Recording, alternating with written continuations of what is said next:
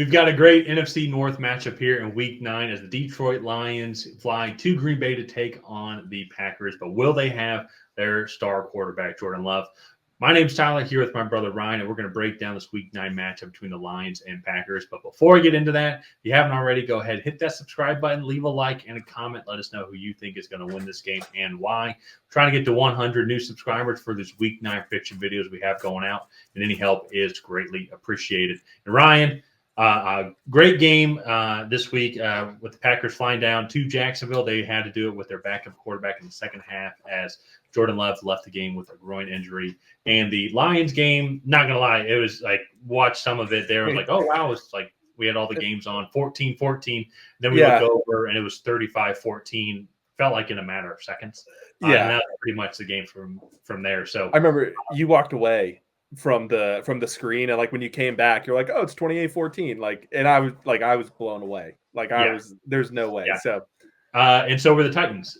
They were blown away by that Detroit Lions team. And so they're clicking on all cylinders here. Packers team is clicking as well here. They had a good game against the Jags. The Jags, their record's not good, but they can put up some points like when they can get things together. I just think that they have some key weaknesses that the Packers were able to cling on to. But this will be probably this is definitely one of the toughest games for sure. Maybe not the toughest just yet for both teams, but this is going to be a great game. NFC North is really good. We knew both these teams would be really good, but we didn't think the Vikings would be this good, or the Bears we knew had some potential. So a lot at stake here in this matchup. What's your overall thoughts on both of these teams halfway through the season? Because they've kind of gone through unconventional routes. Lions have had the one major injury in Aiden Hutchinson, but other than that, they've been clicking on all cylinders. Packers, they've been banged up throughout the season. Didn't have Love for a couple of weeks. I think Josh Jacobs also missed some time as well. Christian Watson missed some time. And so they've had to do it in a lot of different ways, which has also been impressive. Yeah, I mean, I think you look at both of these teams and kind of started with the Lions. They're kind of picking up right where they left off last year. Their big improvement was adding into that secondary. You can definitely tell that has been very much improved throughout the beginning parts of this season. This pass rush was doing really well with Aiden Hutchinson in. I'm honestly not really sure how it's been the last couple of weeks with Aiden Hutchinson being out. But they have won both of the weeks in, I don't want to say dominant fashion, because the Vikings game was close, but they were up big and they kind of came back late in that game as well. So they're just a really good football team, and they're really hard to beat. Jameson Williams, obviously with I believe a 2-game suspension, they're still an explosive offense. He will not be in this game, but will be back in the coming weeks. And so, but Amon-Ra St. Brown, I believe Josh Reynolds, Sam Laporta, Jahmyr Gibbs, David Montgomery, they have so many different offensive weapons, and they can beat you in so many ways. And Ben Johnson does a fantastic job of just utilizing those chess pieces in whatever way possible. This is.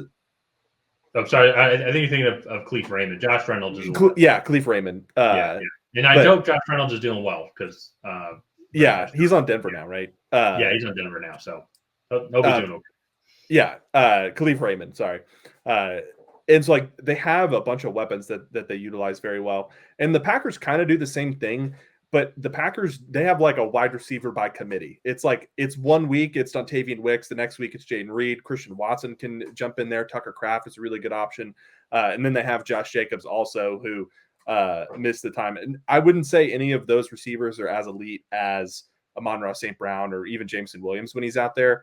But they do a really good job of spreading the targets around all of their wide receivers, making this offense difficult to defend. Well, and that's what's interesting too, because I actually think they almost have different play styles. And it's the Lions are going to beat you and grind you into a pulp. And then they have some great complementary receivers go along with that. Them not having Jameson Williams in this game, I think is going to be huge without they've utilized him throughout the season.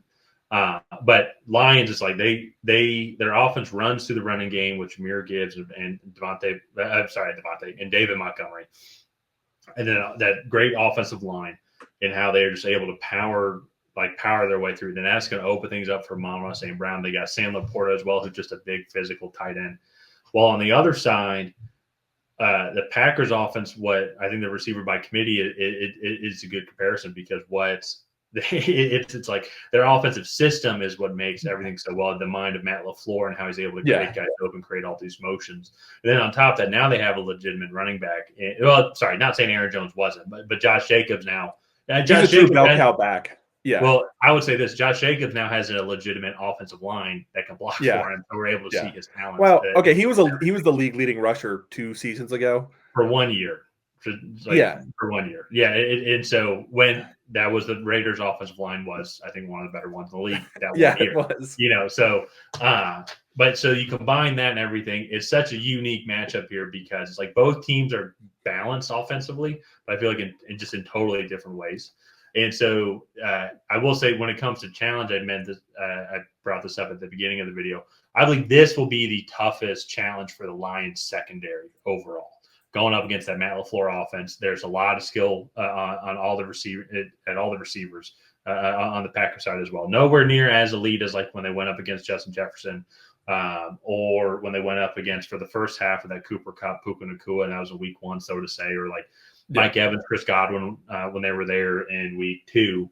But it's the overall offensive system, though, I think works so well. So them having to kind of stay balanced, stay in their lanes, know their assignments on each and every play, I think it's going to be really tough because we've seen this Packers team just absolutely burn them. Now, that being said, though, too, I mentioned this as well. Jordan Love might not be going. He left the game today in the third quarter for a groin injury.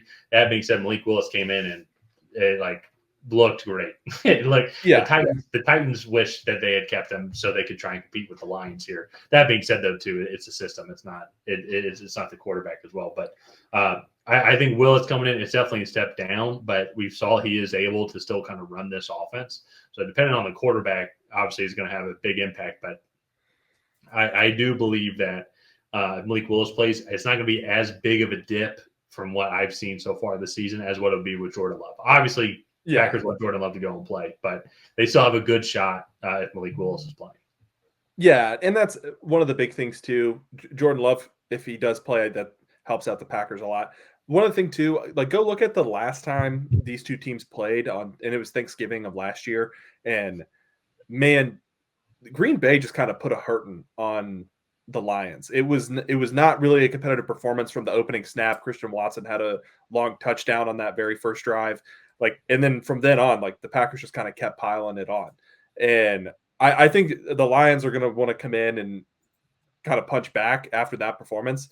And it's going to be really interesting to see kind of what this game ends up shaping out to be. And if Malik Willis is the quarterback, that it's going to be tough, I think, for the Packers here. So kind of getting into my prediction here, I'll kick this one off. If Jordan Love plays, I'm kind of leaning a little bit more towards the Packers, especially because without Aiden Hutchinson, I feel like this defense is going to struggle to get after Jordan Love.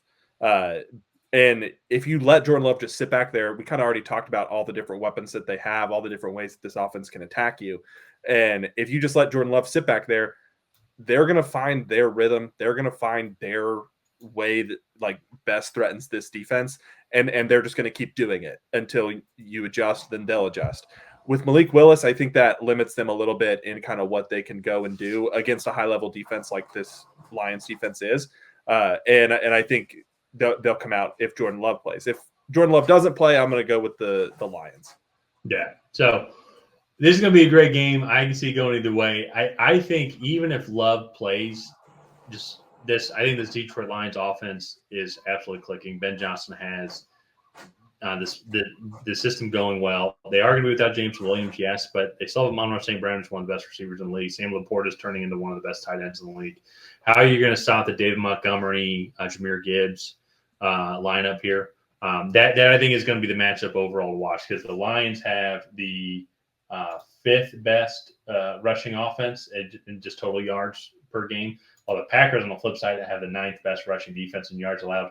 Now, that being said, though, the Packers have been in some shootouts, so I think that's why their passing yards are a little bit more because they're ranked 20th overall. So I think this is going to be a really true test for both teams. We know how good the Lions rushing offense is, but the Packers rushing defense is going to be probably their toughest test. Let me go and quickly look here. I would think here, Philly. Yeah, the Lions. I would say this: This is probably their toughest test when it comes to their rushing defense. I know they faced Philly and Brazil, but that was week 1, and that was an absolute ice rink. I think kind of all stats for that game. It was just a fun game to watch. I'll just leave it at that. I'm gonna go with the Lions here on this one. I think it's gonna be close, and then especially then too on top of that, if Jordan Love doesn't play, then I think it's just gonna be asking a little bit too much for Malik Willis to have to sling the rock around to keep up with Detroit. Yeah, so I think it's gonna be a really close game. I'm very excited to watch this one. This is probably the game of the week that I have circled so far. Yeah. So let's go ahead, wrap this one up here. If you guys have not already, please go ahead and like and subscribe. It is the best way to help out the channel. While you're down there, go ahead and leave a comment on who you think is going to come out ahead. Will it be the Detroit Lions? Will it be the Green Bay Packers? And other than that, we'll see you guys next time.